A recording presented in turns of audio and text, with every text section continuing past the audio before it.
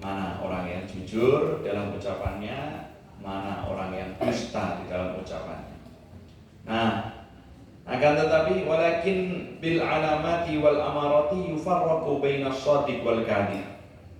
Nah, akan tetapi dengan adanya alamat dan amarat.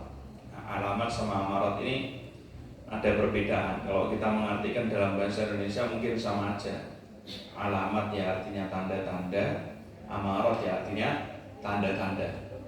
Tapi dikatakan wal farqu bainal amarati wal alamati annal alamah ma la yanfakku 'ani syai' ka wujudil alifi wal lami 'alal ismi wal amarah tanfakku 'ani syai' kal ghaib bin nisbati lil matar. Nah, kalau alamah artinya sebenarnya kalau bahasa Indonesia sama tanda-tanda, tapi kalau alamah dalam bahasa Arab itu dipakai dalam sesuatu yang tidak bisa terlepas dari sesuatu. Ketika ada tanda tersebut berarti pasti ada yang ditandai. Nah, seperti kalau ada alif lam berarti itu pasti isim. Kan alamatul ismi dukhulul alif wal lam, ya kan? Tanda kan dikatakan alamatul ismi, bukan amaratul ismi. Nah, kalau alamat itu untuk apa namanya? Biasanya sesuatu yang tidak bisa terlepas. Pokoknya ketika ada tanda itu berarti pasti ada yang ditandai. Nah, ketika ada alif lam pasti itu isim. Paham ya? Nah, kalau yang amarat ini untuk sesuatu yang bisa terlepas dari yang ditandai tadi. Seperti contoh awan mendung. Awan mendung itu tanda apa? Tanda akan turun hujan. Tapi apakah mendung mesti hujan? Enggak. Nah, mendung belum mesti hujan. Nah, itu perbedaan antara alamah dan amarah. Kalau alamah itu kalau ada berarti pasti ada sesuatu yang ditandai, pasti muncul. Tapi kalau amarah itu belum pasti. Ada tandanya tapi belum mesti muncul. Nah, seperti awan mendung. Nah, dengan adanya alamat dan amarah, dengan adanya tanda-tanda bisa dibedakan antara mana orang yang benar di dalam pengakuannya dan mana orang yang bohong di dalam pengakuannya. Nah, manusia itu dibagi menjadi dua. Nah, manusia dibagi menjadi dua macam. Satu, orang yang benar, serius di dalam pengakuannya dia. Dalam hal ini contohnya di sini contohkan syarahnya itu kitab yang ada. Man sahha tawakkuluhu ala maulahu wa kharaja hubbud dunya min qalbihi fa huwa alladzi la yufarriqu baina wujudiha wa adamiha. Orang yang dia itu serius. Ya, orang yang benar-benar di dalam pengakuannya dia itu tawakal kepada Allah. Nah, dia benar-benar tawakal kepada Allah. Dalam hatinya keluar rasa cinta kepada dunia. Nah, orang yang seperti ini adalah orang yang tidak ada bedanya antara ketika dia punya harta, punya dunia, atau ketika tidak ada. Tetap tawakalnya kepada Allah Subhanahu wa taala. Ini orang yang pertama. Tapi ada orang yang kedua, dan ini banyak. Yang banyak ini orang yang kedua ini. Orang yang pengakuannya dia tawakal kepada Allah itu tidak bisa tidak bisa dibuat pegangan. Artinya untuk pengakuan dan apa yang dia rasakan, sikapnya dia dalam menghadapi ketika ada uang ataupun ketika tidak ada uang, sikapnya itu berbeda. Nah, masih ada rasa cinta dalam hatinya terhadap dunia itu. Kalau pas ada harta, senang, farhan. Nah, kalau pas punya duit, anteng. Ya, punya fulus, wis pokoknya mulus. Ya. Tapi ketika nggak ada uang, ketika tidak ada uang atau uangnya punyanya sedikit, nah itu yang perlu dipertanyakan. Apakah rasanya sama ketika punya uang? Nah, ternyata enggak. Yang kedua ini enggak. Kalau yang pertama tadi sama, antara dia punya uang sama tidak punya uang sama. Tapi yang kedua, ketika punya uang farhan, ketika nggak punya uang, bingung karepe dhewe. Ya, bingung karepe dhewe. Nah, jadi yang mana? Kita yang mana? Mungkin kalau kebanyakan dari kita itu masih ada di kelas yang kedua ini. masih ada, bisa dikatakan hanya masih pengakuan-pengakuan saja. Ya, sekarang kita kalau kita mau mengakui lah, sudah pantas belum kita itu dibilang orang yang cinta kepada Nabi Muhammad? Ya, kira-kira udah pantas belum? Padahal kan ada yang dalam Rasulullah pernah bersabda, kalau tidak salah, fi kulli haqqin haqiqatun, di setiap hal yang hak itu ada hakikatnya. Nah sekarang ada cinta, berarti ada haqiqatul mahabbah. Ada mahabbah, berarti ada haqiqatul mahabbah. Nah, haqiqatul mahabbah itu apa? Haqiqatul mahabbah itu anta hiba kullaka liman ahbabta hatta la yabqa laka minka syai'un. Itu haqiqatul mahabbah. Anta hiba kullaka liman ahbabta, kamu memberi seluruh apa yang ada pada dirimu untuk orang yang kamu cintai. Nah, ini haqiqatul mahabbah. Mau waktu kamu berikan, tenaga kamu berikan, harta kamu berikan, nyawa kamu berikan. Ini haqiqatul mahabbah. Hatta la yabqa minka syai'un, sampai kamu itu tidak menyisakan sedikit pun padahal untuk dirimu sendiri. Nah, kalau kita kalau kita ngomong cinta kepada Nabi Muhammad, seberapa yang sudah kita korbankan? Seberapa yang kita sudah korbankan untuk orang yang kita cintai, yang kita ngomong kita cinta kepadanya? Kita ngomong cinta kepada Nabi Muhammad, seberapa yang sudah kita korbankan? Nah, apakah kita sudah mengorbankan waktu kita, sebagian besar waktu kita korbankan untuk beliau? Mungkin kalau sekarang untuk sholawat kepada beliau, tidak juga. Nyatanya ya sholawatnya jarang-jarang. Ya, nek pas kelingan sholawat, nek pas ora ya ora. Ya. Nah, apa yang kita korbankan?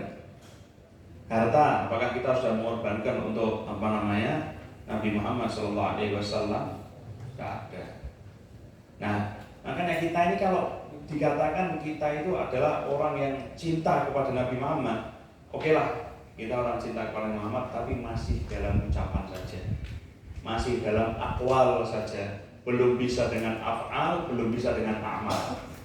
Mau mengatakan af'al dan amal, sunnah-sunnah apa yang kita hidupkan juga, yang kita istiqomahkan, yang sudah kita istiqomahkan berpuluh-puluh tahun misalnya. Nah, mungkin masih lebih banyak kita itu melakukan hal-hal yang nggak ada manfaatnya dibandingkan melakukan hal-hal yang sunnah. Nah itu jadi yang perlu kita muhasabatun nafs, ya, kita harus introspeksi diri, kita nilai diri kita sendiri, kita introspeksi. Ya, jadi apakah kita ini sudah pantas mengatakan kita itu cinta kepada Nabi Muhammad SAW? Sementara cinta itu bukan hanya kata-kata saja, tapi cinta itu fakta, harus ada buktinya. Nah itu kan pernah kan Sayyidina Umar bin Khattab di hadapan para sahabat ini, Sayyidina Umar bin Khattab pegang tangannya Rasulullah SAW. Nah kemudian Sayyidina Umar itu mengatakan, engkau wahai Rasulullah adalah orang yang paling aku cintai melebihi segalanya kecuali diriku. Kecuali diriku artinya apa? Masih lebih cinta kepada dirinya dibanding Nabi Muhammad SAW. Kata Rasulullah, belum sempurna keimananmu sampai aku menjadi seorang yang paling kamu cintai melebihi segalanya, bahkan melebihi dirimu sendiri. Baru kemudian sambil memegang tangan Rasulullah itu Sayyidina Umar mengatakan, al-an, sekarang ini engkau adalah menjadi orang yang paling aku cintai, bahkan melebihi nyawaku sendiri. Saat itu Rasulullah mengatakan, nah saat ini baru sempurna keimanan. Kan dalam hadis kan kita seolah hafal semua, la yu'minu ahadukum hatta kuna ahabba ilaihi min walidihi wa waladihi wan nafsi allati baina jambayhi wan nasi ajma'in. Ya kan? Nah, tidak sempurna keimanan salah seorang daripada kalian sampai aku menjadi orang yang paling dia cintai, lebih daripada cintanya kepada anaknya, lebih daripada cintanya kepada orang tuanya, lebih daripada cintanya kepada dirinya, lebih daripada cintanya kepada seluruh manusia yang lain. Baru sempurna keimanannya. Nah, makanya kita kalau mengaku kita itu cinta, nah, mungkin dikatakan baru berjuang aja, wallahu alam pantas apa belum. Kalau dibilang cinta asli itu masih di ucapan-ucapan saja, belum bisa hakikatul mahabbah ini belum ada pada kita. Tapi insya Allah mudah-mudahan kita tetap jalan, insya Allah sampai nanti kita ke dalam derajat yang benar-benar cinta kepada Nabi Muhammad SAW. Amin ya rabbal alamin. Nah, kemudian ada satu kisah dari sahabat Anas radhiyallahu anhu. Nabi Muhammad SAW beliau bersabda kepada Harithah bin Nu'man. Dia bertanya kepada Harithah, "Kaifa asbahta? Bagaimana pagi harimu?" Kemudian Harithah bin Nu'man itu mengatakan, "Hari ini aku dalam keadaan beriman, hakon secara benar, secara hak." Kemudian Rasulullah mengatakan ini, "Inna likulli haqqin haqiqatan." Setiap perkara yang hak itu ada hakikatnya. Fama hakikatul imani? Apa hakikat iman? Kan tadi mengatakan aku pagi ini dalam keadaan beriman. Apa hakikat keimanan? Kemudian dia mengatakan, "Wahai Rasulullah, wahai Nabi Allah, diriku ini azabat nafsi anid dunia. Diriku ini benci terhadap dunia. Fa azhartu laili wa adma'tu nahari." Di malam hari aku gunakan untuk qiyamul lail, untuk ibadah. Di siang hari aku gunakan untuk berpuasa. Sampai dia mengatakan, "Wa ka'anni anduru ila ahli jannah kaifa yatazawaruna fiha." Seakan-akan aku melihat mereka para penduduk surga itu bagaimana ketika mereka itu saling mengunjungi satu sama lain dalam surga. Wa ila ahli nar kaifa yata'awuna fiha, dan kepada penghuni neraka bagaimana mereka itu saling menjerit satu sama lain. Kemudian Rasulullah SAW mengatakan, "Ya, kamu udah benar. Tetap lazimilah istiqomah lah." Nah, kemudian Rasulullah SAW ini mensifati Harithah bin Nu'man ini dengan abdun nawwarallahu iman fi qalbi. Harithah bin Nu'man ini adalah seorang hamba yang Allah Subhanahu wa taala sinari hatinya dengan sinar keimanan, dengan cahaya keimanan. Nah, kemudian Harithah bin Nu'man ini mengatakan kepada Rasulullah SAW, "Ya Rasulullah," ini tadi kan menunjukkan dia mengatakan keimanan. Ya, dia mengatakan, "Aku pagi ini dalam keadaan beriman." Kata Rasulullah, "Apa hakikat keimanan? Apa bukti daripada kamu mengatakan keimanan itu buktinya apa? Nah, tanda-tandanya apa?" Kemudian Harithah bin Nu'man mengatakan tadi itu. Kemudian, "Ya Nabi Allah, ud'allah li bisyahadah." Harithah bin Nu'man mengatakan, "Ya Nabi Allah, mintakan doa kepada Allah untukku supaya aku ini mendapatkan syahadah, supaya aku ini meninggal dalam keadaan syahid." Didoakan sama Rasulullah SAW. Singkat cerita, suatu hari ada yang serukan, diserukan, ada suara yang mengatakan, "Wahai prajuritnya Allah, irkabi tunggangilah kuda." Fakana awwala farisin raqiba. Nah, Harithah bin Nu'man itu adalah orang pertama yang menunggangi kuda. Wa awwala farisin ustushhida, dan dia itu adalah pertama prajurit berkuda yang syahid, yang meninggal dalam keadaan syahid. Nah, dalam satu riwayat yang lain, kabar meninggalnya, kabar syahidnya Harithah bin Nu'man ini sampai kepada ibundanya Harithah bin Nu'man. Dengar itu wajar, seorang ibu anaknya meninggal walaupun dalam keadaan syahid, dia sedih. Tapi kesedihan itu tidak kemudian membuat dia kemudian kayak menyiksa diri, jerit-jerit kalau itu tidak. Dia datang kepada Rasulullah. Ja'at ila Rasulillah sallallahu alaihi wasallam. Faqalat, kemudian ibunda dari Harithah bin Nu'man mengatakan, "Akhbirni an ibni." Fa in yaku fil jannah falan abkiyah walan asya'. Wa in yakun ghairu dzalik bakaitu ma istu fid dunya. Dia mengatakan kepada Rasulullah, ya Rasulullah, beritahu kepadaku bagaimana keadaan putraku. Nah, bagaimana keadaan putraku? Jika dia itu ada di surga, maka aku tidak akan pernah menangis. Tapi jika dia itu tidak berada di surga, maka selama aku hidup di dunia ini aku akan terus menangisinya. Dan Rasulullah menjawab, ya Ummah Harithah, wahai Ummah Harithah, innaha laysat di jannah. Anakmu itu tidak ada di surga. Anakmu itu tidak ada di surga. Walakinnaha jannatun fi jinan. Akan tetapi dia itu ada di surganya surga. Bukan hanya surga, tapi dia ada di surganya surga. Nah, wa Harithah fil firdausil a'la. Harithah itu ada di dalam surga firdaus yang tertinggi. Akhirnya ibunya ini faraja'at wa hiya tadhak wa taqulu bakh laka ya Harithah.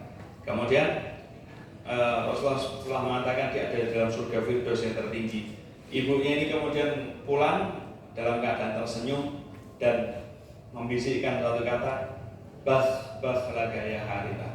Sangat beruntung kamu wahai Harithah. Seorang ibu mengatakan itu kepada anaknya yang sudah meninggal dunia.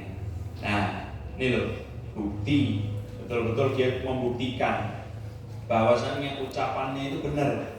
Dia beriman kepada Allah, mengikuti Rasulullah Sallallahu Alaihi Wasallam, dia cinta kepada Rasulullah. Benar-benar dibuktikan dan tanda-tandanya pun ada. Berani dia di dalam memperjuangkan agamanya Allah, membela Rasulullah Sallallahu Alaihi Wasallam, berani sampai dia justru meminta meninggal dalam keadaan syahid. Nah, itu jadi kita harus, kalau misalkan ente ngomong ente cinta, ente ngomong ente ini adalah orang yang tawakal, ente mengatakan ente orang yang soleh, tunjukkan buktinya. Jangan asal-asalan ngomong aku adalah orang yang soleh, aku adalah orang yang tawakal, aku adalah orang yang zuhud. Ngomongnya soleh, ngomongnya zuhud, tapi yang ngomong soleh ternyata sholatnya qadha, maksiat masih banyak dijalankan. Yang ngomong tawakal, ngomongnya tawakal, ngomongnya zuhud, ketika gak punya uang, bingung dia. Akhirnya naudzubillah min dzalik, berani melakukan sesuatu yang tidak benar. Perbuatan yang haram dilakukan, yang penting cuan. Yang penting cuan, nanti cuan fulus. Yang penting dapat uang. Nah, itu orang yang mengatakan seperti itu ya bohong, dalam pengakuannya dia bohong. Ya misalkan kita mengatakan kita cinta kepada orang tua kita. Bukti kita cinta kepada orang tua apa? Kita ngomong kita cinta kepada guru kita. Bukti kita cinta kepada guru kita apa? Kita ngomong cinta kepada ilmu. Bukti cinta kita kepada ilmu itu apa? Apakah hak-haknya orang tua kita sudah penuhi? Apakah hak-haknya guru kita sudah penuhi? Apakah hak-haknya ilmu itu sudah kita penuhi? Ada satu, insya Allah sudah pernah tak ceritakan, Allah alam itu lupa, masih ingat atau sudah lupa, Allah alam. Ada salah satu muridnya Abi Umar bin Abid. Abi Umar bin Abid punya muridnya Abi Umar ini punya perpustakaan yang gede. Suatu saat Abi Umar pas mampir ke rumahnya, masuk ke perpustakaannya, lihat perpustakaan gede dan full dengan kitab-kitab itu. Abi Umar tanya, ini kitab segini banyak ini punya hak yang harus dipenuhi. Kamu sudah memenuhi hak kitab-kitab ini belum? Abi Umar tanya lagi, dalam satu hari berapa waktu yang kamu gunakan untuk memenuhi hak-hak kitab ini? Kitab-kitab yang ada di perpustakaan ini, dalam satu hari berapa jam waktu yang kamu gunakan untuk membaca, untuk memenuhi hak-hak kitab-kitab yang ada di perpustakaan? Kemudian Nabi Umar mengatakan, insya Allah dalam satu hari tidak kurang dari 7 jam untuk aku memenuhi hak kitab-kitab ini.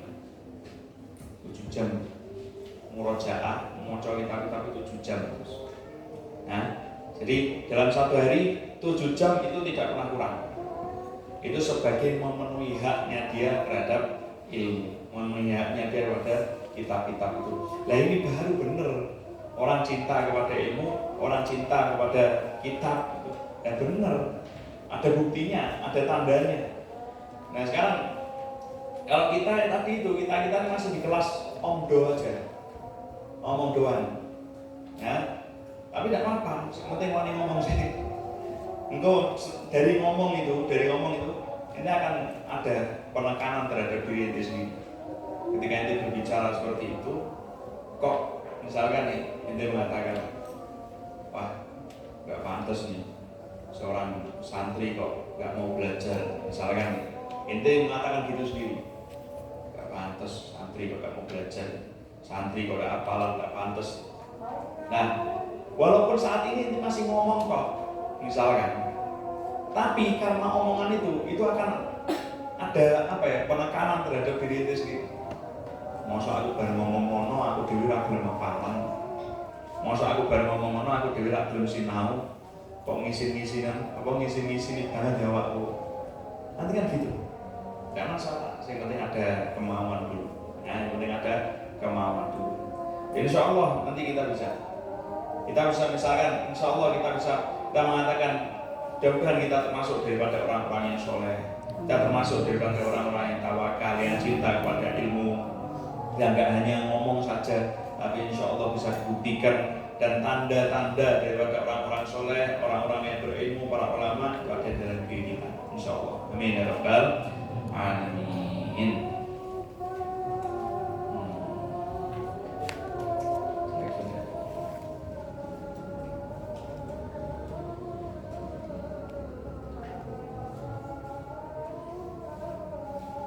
Nah ini ada satu faedah.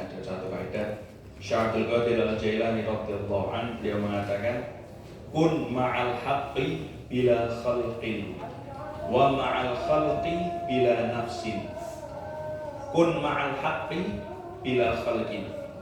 Jadilah kamu bersama dengan Allah Subhanahu wa taala bila khalqin, tanpa ada keinginan terhadap makhluk.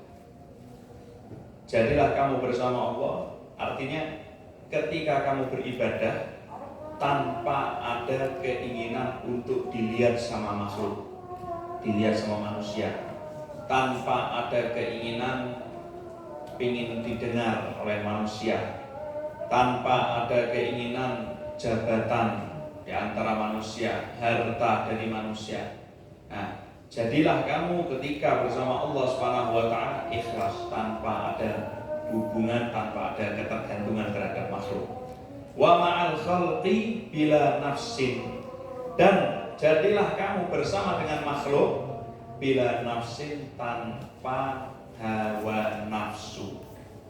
Tanpa hawa nafsu. Artinya ketika kamu berhadapan dengan makhluk, ya, jangan bernafsu untuk mendapatkan sesuatu dari mereka. Urusan sama manusia, kita setiap saat, mau di rumah, mau di luar rumah, mau di katakanlah di sekolah, mau di pondok, mau di tempat kerja, itu mesti urusan sama manusia yang lain. Ketika berhadapan sama manusia, berhadapan sama orang-orang nggak apa-apa, tapi jangan ngarep sama mereka. Nah, jangan bernafsu, jangan berhasrat sama mereka, sama apa yang ada pada tangannya mereka. Tidak usah. Ini pengen uang, minta sama Allah. Nah, kun ma'al haqqi bila khalqin wa ma'an nasi bila nafsin, wa ma'al khalqi bila nafsin. Wallahu a'lam bishawab. Salam